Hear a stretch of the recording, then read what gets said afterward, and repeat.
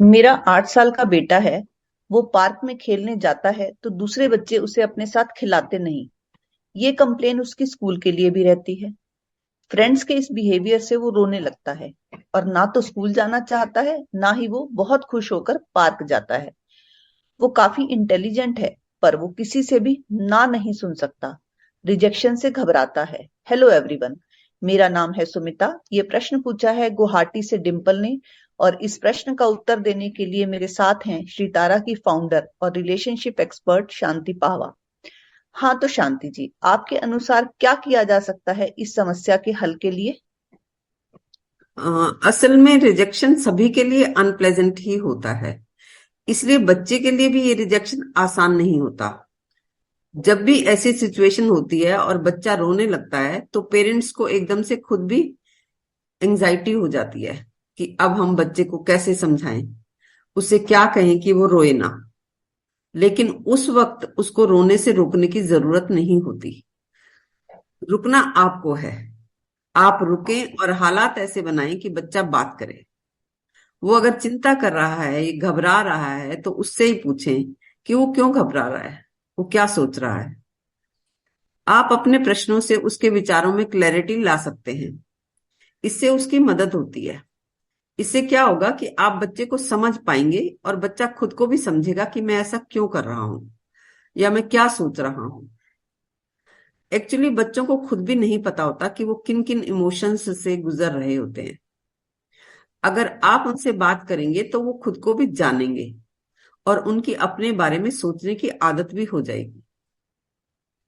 सही कह रही हैं आप। और हम करते क्या है ना, या तो समझाने लगते हैं कि कोई बात नहीं, सब ठीक हो जाएगा, तुम्हें ऐसे रोना नहीं चाहिए, रोते तो वो हैं जो कमजोर हैं, तुम तो स्ट्रांग बच्चे हो। या फिर डांटने लगते हैं कि तुम पागल हो क्या, इसमें रोने की क्या बात है। हाँ, और बच्चों को ना तुम्हारी समझदारी की बातों की बिल्कुल जरूरत नहीं होती। वो ये सब बहुत बार सुन चुके होते हैं। बच्चों ने सुन ही रखा होता है कि कोई बात नहीं, सब ठीक हो जाएगा। तो उस वक्त तुम उनके परेशान होने को और रोने को नॉर्मल नेचुरल देखते हुए उन्हीं से पूछो कि क्या हो रहा है और उनकी नजर में इसका क्या सॉल्यूशन है। तो बच्चे रुकते हैं, सोचने की कोशिश करते हैं। पर ये भी तो हो सकता है कि वो सोचने से भागना चाहें, ये कहकर कि मुझे नहीं पता। ये मेरा एक्सपीरियंस है अपने बच्चों के साथ।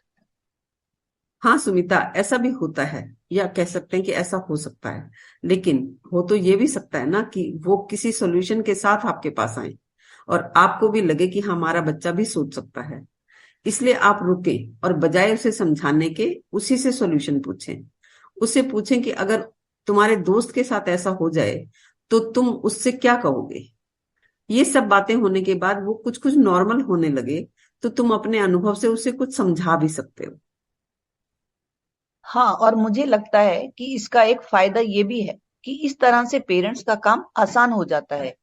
ये नहीं सोचना पड़ता कि ऐसे में उसे क्या कहा जाए। यहाँ मैं आपसे एक सिचुएशन के बारे में पूछना चाहती हूँ, जो मुझे लगता है काफी पेरेंट्स का प्रश्न होगा। कि जब बच्चे घर के प्रोटेक्टेड वातावरण से बाहर निकलते हैं, वो लोगों को फेस करते हैं, सिचुएशंस को फेस करते हैं, तो किसी भी बात से घबरा जाते हैं। जैसे कि कई बच्चे किसी गेम से बाहर हो जाते हैं हार कर, तो भी परेशान होकर रोने लगते हैं। ऐसी सिचुएशन में आप पेरेंट्स को क्या सलाह देंगी? हाँ बिल्कुल, ज्यादातर बच्चे ऐसी सिचुएशन में घबराते ही हैं। तो जब भी बच्चा किसी भी सिचुएशन में घबरा रहा है या डर रहा है, तो तुम पहले तो ये देखो कि हम सभी तो ऐसे ही हैं। हम सभी के अंदर नेचुरल इमोशंस हैं, जैसे कि गुस्सा, प्यार, अच्छा लगना, बुरा लगना, रोना, हंसना। वैसे ही ये कंपेयर करना और कॉम्पिटिटिव होना भी हमारे ट्रेट्स होते हैं। करीब करीब करीब हर कोई कभी ना कभी तो रिजेक्शन से गुजरता ही है। रिजेक्शन नेचुरली किसी को अच्छा नहीं लगता, लेकिन जीवन का स्वभाव यही है कि कोई ना कोई तुम्हें रिजेक्ट करेगा ही, और तुम भी किसी ना किसी को तो रिजेक्ट करते ही हो। बहुत सारे पेरेंट्स की यही समस्या होती ही है कि हमारे बच्चे रिजेक्शन से रोने लगते हैं, या फिर वो दूसरे बच्चों से लड़ना शुरू कर देते हैं और अगली बार वो उनके साथ खेलने से घबराने भी लगते हैं। हाँ, मुझे याद है, मेरी एक क्लोज फ्रेंड बताती थी कि उसका बेटा अपने घर में अपनी ही मॉम के साथ लूडो खेलते हुए हार कर रोने लगता था या चीजें फेंकने लगता था, और अक्सर इस बात पर गेम खत्म होता था कि मैं आपके साथ कभी नहीं खेलूंगा, आप तो चीटिंग करती हो। हाँ, ऐसा होता है। तो इसके लिए पहली बात तो ये है कि इन चीजों का कोई क्विक शॉर्ट टर्म सॉल्यूशन नहीं होता। अगर तुम सोचते हो कि तुम उसी वक्त कुछ ऐसा कह दो या कुछ ऐसा कर सको कि जिससे ये समस्या खत्म हो जाए, तो ये तो संभव ही नहीं है। ये अपने आप भी होता है। जब बच्चा धीरे धीरे जीवन में देखता है कि ऐसा होता ही है, यानी बार बार इन्हीं चीजों से गुजरता है, तो उसका एक पर्सपेक्टिव डेवलप होता है। खैर, फिर भी जब भी वो किसी रिजेक्शन से परेशान हो या रोए, तो उस वक्त तुम उससे पूछ सकते हो कि उसे क्या लग रहा है, वो क्या फील कर रहा है। वो कह सकता है कि मैं एम्बेरेस्ड फील कर रहा हूँ, मुझे लग रहा है कि दूसरे लोग मेरे बारे में क्या सोचेंगे कि इसे तो कोई अपने साथ खिलाता ही नहीं है, ये लूजर है। उससे तुम पूछ सकते हो कि कभी कभी तुम खेल रहे होते हो और बीच में कोई आ जाए और तुम्हारा मन उस बच्चे को बीच में खिलाने का ना हो, तो तुम उसे कैसे मना करोगे? मैं आपकी इस बात से सहमत हूं कि इस प्रॉब्लम का कोई क्विक शॉर्ट टर्म सॉल्यूशन नहीं है, पर ये बात भी बहुत इंपॉर्टेंट है कि पेरेंट्स को बच्चों से समझाने की बजाय पूछना चाहिए, जो लगभग सभी पेरेंट्स मिस करते हैं। पर यहाँ मेरा प्रश्न है आपसे कि पूछने पर क्या बच्चा इन प्रश्नों के प्रॉपर जवाब दे पाएगा? वो तो कुछ भी कह सकता है। तो ये फिर बच्चे के साथ कॉन्फ्लिक्ट में घुसना नहीं हो जाएगा? देखो, उसे ना कहने दो जो भी वो कहता है। वो कह सकता है कि नहीं नहीं, मैं तो मना ही नहीं करूंगा, या वो कह सकता है कि मैं उसे ऐसे तो कम से कम मना नहीं करूंगा। वो जो भी कहेगा उससे उसके अंदर की बातें पता चलेंगी। हर इमोशन के पीछे कोई ना कोई विचार होते ही हैं। इस तरह से पूछने के बाद ही तुम उसे अपनी तरफ से कुछ भी बता पाओगे। पेरेंट्स से अच्छा कोई काउंसलर नहीं हो सकता। पेरेंट्स बच्चों के साथ हर वक्त रहते हैं, जबकि किसी भी काउंसलर के पास तुम कभी कभी 1 या 2 घंटे के लिए ही तो बच्चे को ले जा सकते हो। लेकिन पेरेंट्स बच्चे को तभी बता पाएंगे जब उनको खुद को क्लैरिटी होगी। यानी कुछ बैकग्राउंड की बातें हैं जो पेरेंट्स को क्लैरिटी से पता होंगी, तभी वो बच्चों को बता पाएंगे। तुम अपने बच्चे से कह सकते हो कि हाँ, ये जो तुम्हें बुरा लग रहा है ना, ये नॉर्मल बात है। सभी को ही बुरा लगता है। हमारे साथ भी जब ऐसा होता था तो हमें भी बुरा लगता ही था।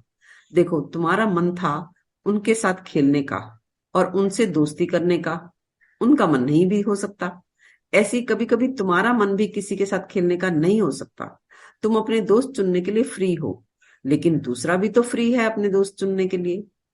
और फिर बात यह भी है कि अगर तुम एक ऐसे बच्चे हो जिसकी कंपनी काफी लोगों को अच्छी लगती है, यानी if you are a good company and if you are a fun to be with, तो तुम्हें दोस्तों की कमी नहीं रहेगी। लोग तुम्हारे साथ कुछ ज्यादा ही चिपकेंगे। तो तुम्हें हमेशा ही डिसाइड करना पड़ेगा कि किसके साथ दोस्ती रखनी है और किसके साथ नहीं रखनी। उस हालत में तुम भी किसी को मना करोगे ही। तो ये बोथ वेज है। लेकिन सोचना ये है कि जैसे उन्होंने मेरी दोस्ती को छोड़ा है तो मैं हर्ट हुआ, वैसे ही मैं उनकी दोस्ती को छोड़ूंगा तो वो हर्ट होंगे। लेकिन इसका मतलब ये बिल्कुल नहीं है कि हमें किसी की दोस्ती को छोड़ना ही नहीं है। नहीं, ऐसा तो संभव ही नहीं है। असल में ये सब की तरह तुम्हारा भी राइट है कि तुम किसकी दोस्ती छोड़ो और किसकी दोस्ती चुनो। तुम्हारी प्रेफरेंसेस हैं, तुम्हारी लाइकिंग्स हैं। सही कह रही हैं आप। ऐसा होता नहीं है कि हर आदमी के साथ जुड़ ही जाए। बिहेवियरल आर्टिकल्स पढ़ो तो उनमें एक बात आती है कि जिनके साथ तुम कंफर्टेबल नहीं हो तो उनसे पीछा छुड़ाओ। अपने आप में ये एक मुद्दा है। तुम्हें डिसाइड ही करना पड़ेगा कि तुम किसकी दोस्ती को छोड़ो और किसकी दोस्ती को चूज करो। हाँ, कुछ लोग जिनके साथ अनकंफर्टेबल होते हैं उन्हें नेचुरली छोड़ भी देते हैं, पर कुछ लोग ये डिसीजन ले नहीं पाते। दोस्तियों में बरसों बरसों ऐसे ही चलता रहता है। ग्रुप्स एक बार बन जाते हैं तो चलते ही रहते हैं। लोगों के पास कोई भी आ जाता है, कोई भी आके चिपक जाता है और वो उसे चलाते ही रहते हैं। पर खैर, ग्रुप में तो ये सब चल भी जाता है, लेकिन क्वालिटी फ्रेंडशिप तुम्हारी इंडिविजुअल्स के साथ ही ज्यादा होती है। और क्योंकि तुम्हें क्वालिटी फ्रेंड्स को ही चूज करना है, इसलिए इवेल्युएट तुम्हें ही करना होगा। और क्लोज फ्रेंडशिप के लिए तुम्हें ज्यादा लोग नहीं चाहिए होते। 2 3 या ज्यादा से ज्यादा 4 ही क्लोज फ्रेंड्स हो सकते हैं। हाँ, कई बार ऐसा भी होता है कि कोई बंदा बार बार आकर तुम्हें चिपक रहा है, तो तुम उसे बार बार इग्नोर करते हो, तो तुम्हें खुद को भी बुरा लगने लगता है। तब ये सोचो कि you don't owe your friendship to anybody. कोई और तुम्हारा मालिक नहीं हो सकता, और ऐसे ही तुम भी किसी के मालिक नहीं हो सकते। और फिर तुम्हारी कोई जिम्मेवारी नहीं है कि तुम हर किसी को एंटरटेन करो, ना ही किसी और की जिम्मेवारी है कि तुम्हें एंटरटेन किया जाए। और हो उल्टा भी सकता है कि तुम तो किसी को दोस्त बनाना चाहो, पर उसे तुम्हारे साथ उतना अच्छा ना लगता हो, तो कोई और तुम्हारी दोस्ती को भी छोड़ सकता है। नोबडी ओन्स देयर टाइम और फ्रेंडशिप टू एनीबडी। हाँ, दोस्ती का रिश्ता ऐसे नहीं चल सकता कि तुम्हें तो वो पसंद हो पर तुम उसे पसंद ना हो। दोस्ती तो तभी चल सकती है जब दोनों ही एक दूसरे की कंपनी को पसंद करते हों। बिल्कुल। अब अगर कोई बंदा तुम्हें पसंद नहीं है, तो तुम उस बंदे को छोड़ना ही चाहोगे। और फिर तुम किसी को डंप कर रहे हो, तो तुम चाहो कि तुम उसे खुश करके डंप करो, तो ये तो पॉसिबल ही नहीं है। एक तरह से ये छोड़ने का काम हर्टिंग तो है ही। मान लो तुम सोचो कि मैं तो सीधे सीधे कह देता हूं कि तुम मेरे दोस्त बनने के लायक ही नहीं हो, तो ये भी तो हर्टिंग ही होगा। तुम उससे कुछ भी कहो, वो हर्ट तो होगा ही। तुम सोचो कि वो खुशी खुशी तुम्हें छोड़कर चला जाए, ये नहीं होगा। ऐसे ही जब वो तुम्हें छोड़ रहे हैं, यानी तुम्हें अपने साथ खेलने को मना कर रहे हैं, तो तुम्हें नेचुरली दुख होगा ही। पर मना तो करना ही पड़ता है, क्योंकि रियल फ्रेंड्स तो 2 3 ही चाहिए होते हैं। बाकी लूजली तुम किसी भी ग्रुप में जा सकते हो। तो मौके पर कभी उनमें से कोई 4 दोस्त आ गए, कभी कोई और 4। वो तो मिलते बिछुड़ते रहते ही हैं। दोस्तियां बनती बिगड़ती रहती हैं। असली बॉन्डेज तो 2 3 के साथ ही हो पाती है। ज्यादा दोस्तियों में तो मजा कम, दिक्कतें ज्यादा हो जाती हैं। तो तुमने किसी की दोस्ती को छोड़ना भी हो, तो तुम कोई न्यूट्रल सी बात कहकर ही छोड़ सकते हो। किसी को ये कहना कि I am not comfortable with you, तो ये तो कहना किसी को सीधा सीधा नीचा दिखाना हो गया। देखो, दोस्त एक हो या 2 हो या ज्यादा हो, तो किसमें कितनी दिक्कत है, कितना आराम है, ये सब तो अनुभव से ही जाना जा सकता है। वैसे तो दोस्ती अपने आप में एक पूरा विषय है, जिसे समझना होगा और समझकर अनुभव भी लेना होगा, तभी तुम जान पाओगे। मुझे लगता है कि जिंदगी में दोस्तों का रोल बहुत ही इम्पोर्टेंट है। हालांकि घर में पेरेंट्स होते हैं, भाई बहन होते हैं, उनका अलग रोल है, पर बाहर तो दोस्तों की जरूरत रहती ही है। ये भी हमारी एक नीड है लाइफ की। जिंदगी का स्वाद भी तो है। हाँ, इस बात से इनकार नहीं किया जा सकता कि दोस्त तो चाहिए। पर जैसा कि मैंने पहले कहा कि असली बॉन्डेज तो 1 2 के साथ ही हो सकती है। ज्यादा दोस्तियों में तो मजा कम, दिक्कतें ज्यादा हो जाती हैं। तो पहले तुम दोस्तों को जीरो इन तो करो कि हाँ, ये 2 3 लोग मेरे क्लोज फ्रेंड्स हो सकते हैं। और ये कोई डिक्लेयर करने की भी बात नहीं है, बस तुम्हें क्लियर होना चाहिए। यहां तक पहुंचने में भी समझ और समय दोनों ही लगते हैं। इसके लिए पहले तुम्हें काफी लोगों के साथ कुछ दूर तक जा जाकर देखना पड़ता है। खुद को ओपन रखना पड़ता है, जिसमें दिक्कतें भी आ सकती हैं और मजा भी आ सकता है। फिर तुम अपने अनुभव से ये तय करो कि किसके साथ दोस्ती रखनी है या नहीं रखनी है। ये चीज हमारे कहने से या किसी के भी कहने से नहीं आती, ये तो अनुभव से ही आ सकती है। और इस सब में टाइम भी लगता ही है। मैंने ये भी अक्सर देखा है। कई बार शुरू शुरू में जब दोस्ती शुरू ही होती है तो लगता है कि हाँ, ये सामने वाला तो बड़ा अच्छा है, बड़ा सही है। पर कुछ दिनों के बाद रंग कुछ अलग हो जाते हैं। ऐसे लगने लगता है कि सामने वाला बदल गया है। और ये बात ना दोस्ती में ही नहीं, हर संबंध के बारे में भी कह सकते हैं। इसके लिए ऑब्जर्व करना पड़ता है, अवेयरनेस में देखते रहना पड़ता है कि दोस्ती चल रही है तो क्यों चल रही है, और दोस्ती तोड़नी है तो क्यों तोड़नी है। और जैसे ही तुम्हें समझ में आ जाए कि ऐसा करने से दोस्ती चलती है और वैसा करने से दोस्ती टूटती है या लड़ाई हो जाती है, तो उन चीजों को तुम खुद में भी देखो कि क्या मैं ऐसा तो नहीं कर रहा। अगर तुमने वो करना बंद कर दिया जिससे दोस्ती टूटती है, और वो करना शुरू कर दिया जिससे दोस्ती चलती है, तो इसका इफेक्ट होगा कि लोग तुम्हारी तरफ अट्रैक्ट होंगे। ये नेचुरली होगा ही।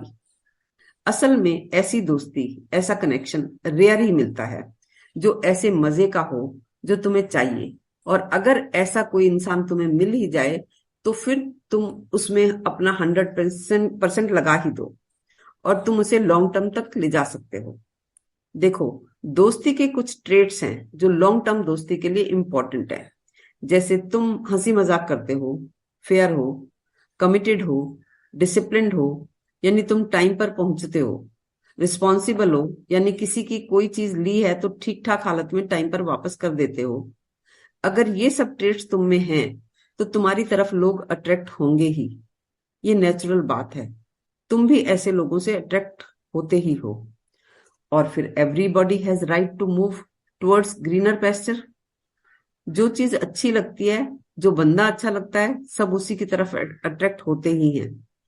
तो अब जब तुम्हारी तरफ लोग अट्रैक्ट होंगे तो you have to be selective, क्योंकि तुम्हारे पास लिमिटेड टाइम है, लिमिटेड रिसोर्सेज हैं। तो तुम्हें यह सोचना है कि तुम उनमें से किसे छोड़ो और किसके साथ रहो। पर अक्सर लोग ये बात नहीं समझते।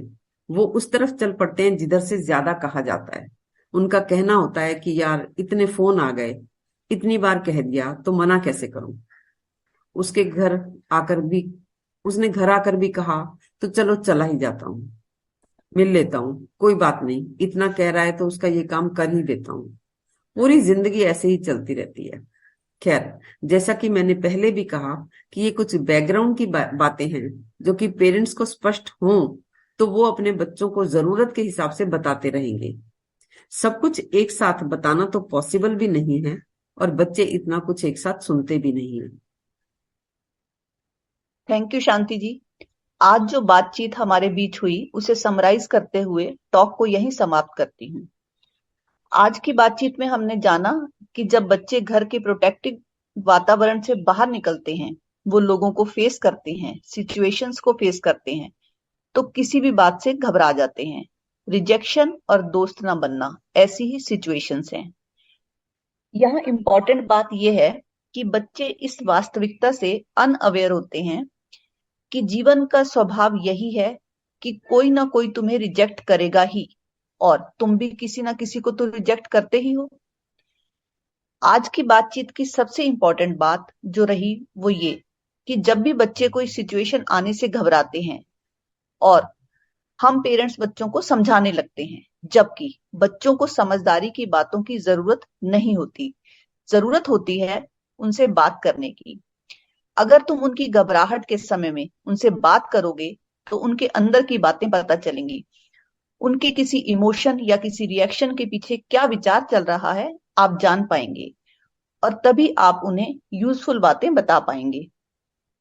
यहाँ आज इन्हीं यूजफुल बातों की चर्चा हुई जो कि अगर पेरेंट्स को क्लियर होंगी तो वो अपने बच्चों को जब जरूरत होगी उनकी मदद कर पाएंगे। थैंक यू सो मच हमें सुनने के लिए। डिंपल की तरह आप भी अपना प्रश्न कमेंट बॉक्स में लिखकर पूछ सकते हैं या व्हाट्सएप नंबर पर जो कि स्क्रीन पर अवेलेबल है रिकॉर्ड करके या लिखकर हमें भेज सकते हैं। आपका प्रश्न पेरेंटिंग के अलावा किसी भी रिलेशनशिप या इमोशनल इशू से संबंधित हो सकता है। Pre marital issues, work place issues से भी रिलेटेड हो सकता है। फिर मिलेंगे आपके ही पूछे गए किसी प्रश्न का उत्तर देने के लिए।